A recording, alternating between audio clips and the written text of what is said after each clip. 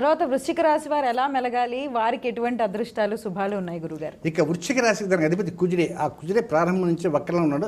ఆయన వక్రం మీద వస్తుంటుంది పోతుంటుంది.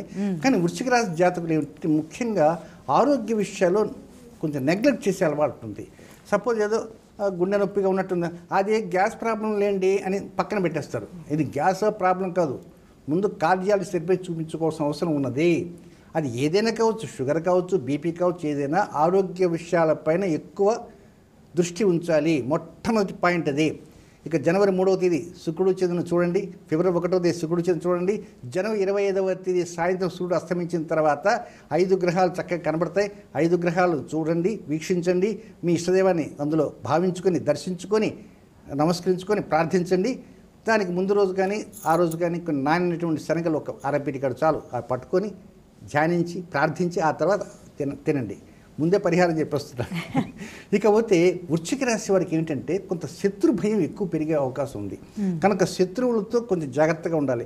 వాడేం చేస్తాడు, నాకు ఆ రికమెండేషన్ ఈ రికమెండేషన్, మనకంటే పెద్ద రికమెండేషన్ అవతల వాడుకుంటుంది. కనుక కొంతవరకు మీసం మెలేసి తొడగొట్టాలనే ఆలోచనతో ఉంటారు. అలాంటి వాటికి వెళ్ళకూడదు.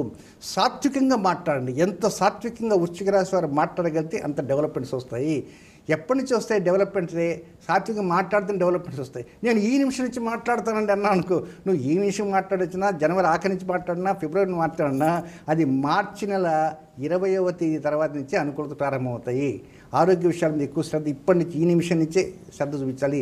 సంతానం మీద మాత్రం చాలా శ్రద్ధ చూపించాలి. సంతానం చాలా శ్రద్ధ చూపించాలి. తొందరపాటు నిర్ణయాలు మాత్రం సంతానం విషయం తీసుకోకూడదు. వారి వివాహ విషయాలు కావచ్చు, ఉద్యోగ విషయాలు కావచ్చు, ఆరోగ్య విషయాలు కావచ్చు, సంతానాన్ని చెప్పిన విషయాన్ని కేర్లెస్గా తీసిపారేయకూడదు.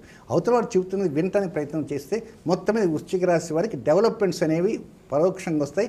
ఈ పరిహారం చేస్తుంటే, ఆరోగ్యపరంగా డాక్టర్ల సలహాలు తీసుకుంటే మరింత అనుకూలత తప్పకుండా వచ్చి